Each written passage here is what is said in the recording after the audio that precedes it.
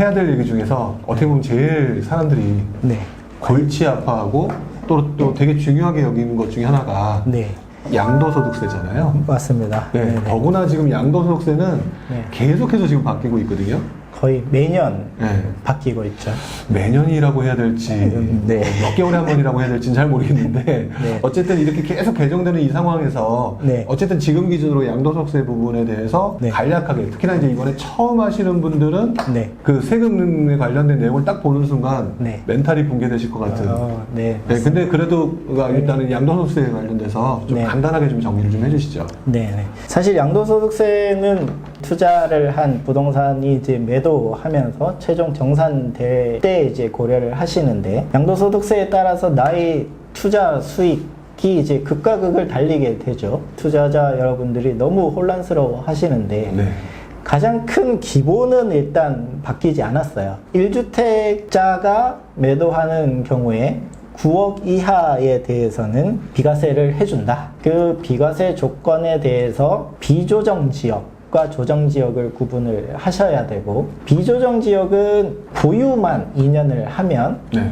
매도 가격 9억 원 이하는 비과세, 매도 물건이 조정 지역에 있다고 하면 보유 2년뿐만 아니라 보유 기간 중에 거주도 2년을 해야 비과세를 적용을 해준다. 네. 일단 크게 기준을 잡고 접근을 하시면 되겠습니다. 솔직히 말하면 지금 네. 서울 같은 경우는 9억 초과 물건이 굉장히 많아졌잖아요. 네네. 그럼 9억 초과 물건에 대해서 그 매도를 한다. 네. 그럼 양도소득세는 어떤 식으로 계산을 해야 될까요? KB 중위 매매 가격 기준을 보니 이제 3월 달쯤 해서 9억 원이 넘었더라고요. 네. 그러면 서울에서 거래되는 중간값이 9억이니까 주변을 살펴봐도 9억 초가 많은데 비과세라는 이야기 앞에는 이제 9억 이하라는 게 생략되어 있는데 네.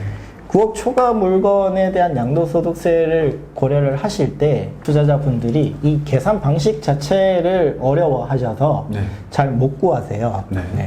그래서 예를 들어 6억 원에 매수를 해서 12억 원에 매도를 한다. 계산상으로는 6억 원의 차익이 발생을 한 건데 네.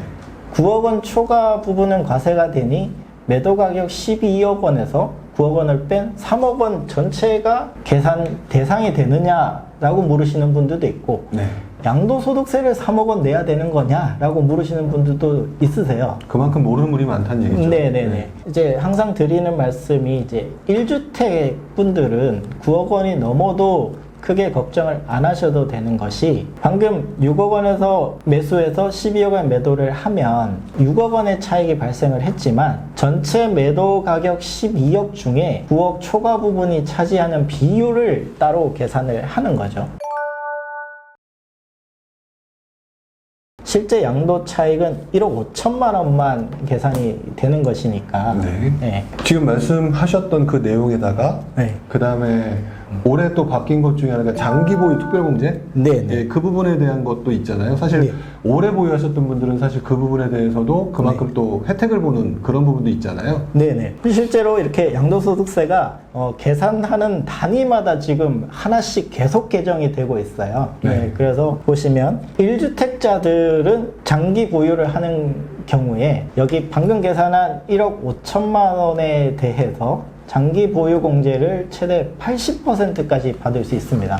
네, 보유기간 10년인 경우에 80%까지 받을 수 있는데 2020년 중에 개정이 되어서 1주택자가 장기 보유 공제를 적용을 하려면 2년의 거주를 해야 최대 80%까지 공제를 해준다는 것으로 바뀌었어요.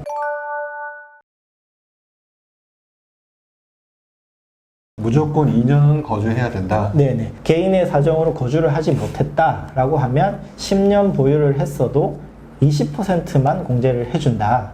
이렇게 변경됐습니다. 그럼 결국에는 시장에서 이제 요구되는 것들이 네. 똘똘한 한 채라고 하는 네. 그런 쪽의 그 흐름이 있는데 네. 결국 이것도 똘똘한 한 채를 가져야만 하는 그 조건이 될 수도 있겠네요. 그렇죠. 장기 보유 공제를 고려를 하시는 경우에는 그 말씀하신 똘똘한 한 채를 사서 네. 거기에 거주까지 해야 80%가 되는 것이고 이 부분도 이제 개정 예정이어서 아, 그래요? 네네. 거주 기간에 따른 공제율과 보유기간에 따른 공제율을 별도로 적용시키겠다라고 예고를 하고 있어요.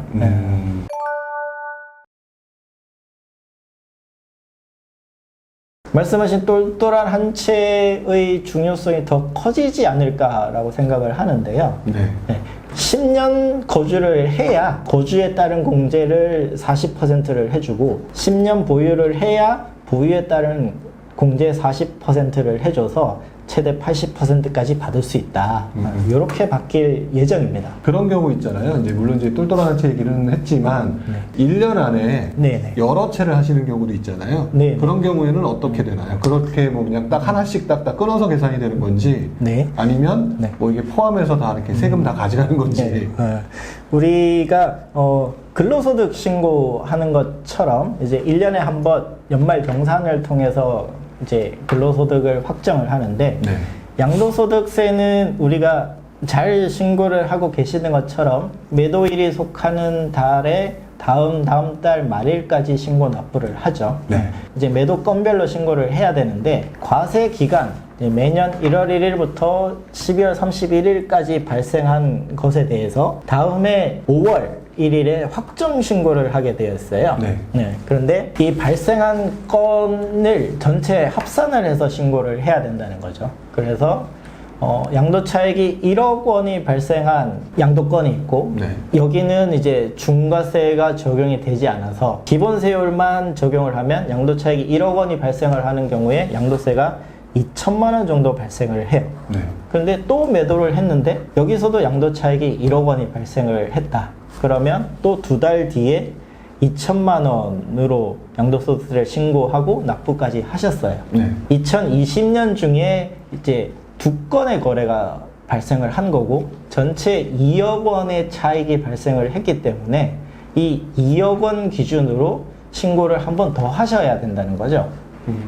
그러면 1억 5천만 원을 기준으로 해서 35%의 세율이냐 38%의 세율이냐 세율이 바뀌는데 네. 2억 원 기준으로 계산을 해보면 실제로 양도소득세가 5,600만 원 정도 계산이 됩니다. 네. 그러면 우리가 앞에서 2천만 원씩 두 번 내서 4천만 원을 이미 냈음에도 양도차익이 합산을 해서 다시 계산을 해보면 1,600만 원 정도의 세금을 더 납부를 하게 되는 거죠. 그러니까 결국에는 합산 과세네요. 네네. 합산을 할 수 있는 것끼리는 합산을 한다는 거죠. 그러면 이제 그 2020년이다 1월 1일부터 12월 31일까지 네네. 그 기간 내에서 매도를 하게 되는 경우는 거기서 발생된 수익을 합산해서 네. 세금을 과세를 하는 것이고 네, 맞습니다. 예를 들어서 그 다음 해인 1월 5일 날 매각했다. 네. 그러면 2,000이 되는 건가요? 그렇죠. 상반기에 한 건을 매도를 하고 네. 하반기에도 한 건을 매도를 할 건데 네. 여기는 잔금이 12월 말로 이야기를 하고 있는 거예요. 네. 그러면 당연히 합법적인 범위 내에서 잔금일을 2021년으로 조절을 하게 된다면 네. 20년 중에는 상반기에 매도한 한 건만 집계가 되기 때문에 네. 합산과세를 신고를 하지 않으셔도 되는 상황이 나오는 거죠. 그러면 이제 거래를 할 때 네. 다음 해로 넘겨달라고 얘기를 해야 되는 네. 그게 훨씬 더 좋은 절세 효과라고 볼 수가 있겠네요. 네네. 이 집을 가졌다가 매각하시는 분 입장에서는 굉장히 큰 세금이거든요. 맞습니다. 그러다 보니까 이분들이 네. 한 채를 가지고 난 다음에 또 이제 다른 동네로 좋은 동네로 이사 가거나 학군 때문에 이사를 가게 되는 경우는 네. 결국에 집이 있는 상태에서 살 수밖에 없는 네. 그런 상황이 발생되고 그걸 보통 우리는 이제 일시적 1가구 2주택 이렇게 표현하는데요. 네. 그럴 때 지금 이 내용도 굉장히 뭐랄까 양도소득세 부분을 뭐 좀 감면해 준다는 거는 얼핏 들었는데 네네. 되게 헷갈려요. 간단하게 설명을 드려보면 네. 부장님 말씀하신 대로 우리가 거래를 하는 경우에 당일날 오전에 내가 매도 잔금을 받고 매수를 하면서 이사를 가기가 너무 힘든 거죠. 그렇죠. 네, 그래서 보통 내가 이사 가려고 하는 집을 먼저 사고 뭐 이제 시장의 흐름에 따라서 매도를 먼저 하거나 매수를 먼저 하거나는 다르겠습니다만은 두 개의 주택을 중복해서 보유하게 되는 경우가 있어요. 여기에 특정 조건을 만족시켜서 종전의 주택을 먼저 매도를 한다. 이 중복되는 기간 동안에는 2주택이 있지만 우리 앞에서 살펴본 1주택의 양도소득세와 동일하게 취급을 해준다는 거죠. 네. 네. 그래서 이 일시적 2주택만 잘 챙기셔도 거의 양도소득세 절세의 매우 많은 부분, 저는 80%까지도 이야기를 하는데 네. 양도소득세와 관련된 비과세를 찾아서 적용을 시킬 수 있다. 네. 이렇게 이야기를 하고 있어요. 네. 그런데 요번에 그 6.17 대책 나옴으로 인해서 네. 그 특히 이제 서울은 원래부터 그 네. 투기 지역, 그 투기 과열 지구로 지정된 거고 네. 수도권 지역 같은 경우는 네네. 이번에 지정된 곳이 굉장히 많거든요. 맞습니다. 그런 경우에 집을 움직이려다가 네. 본의 아니게 이제 이렇게 일시적 1가구 2주택이 되시는 분들 또는 그걸 해야만 할 수밖에 없는 분들이 분명히 있을 거거든요. 네네. 그런 경우에는 어떻게 지금 계산을 하고 어떤 식으로 가야 될지. 네.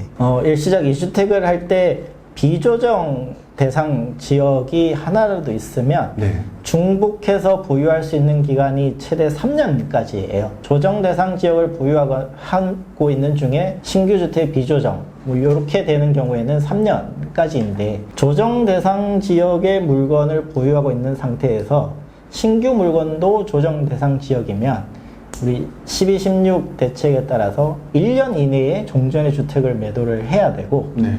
그리고 신규 주택에 1년 이내 전입까지 해야 종전의 주택을 비과세를 받을 수 있게 바뀌었어요. 네네. 아, 세금이 너무 복잡해지면서 너무 힘든 것 같아요. 네. 네, 하여튼 오늘 좀 이 복잡한 세금에 대해서 조금 간단하게 좀 설명을 해주셨고요.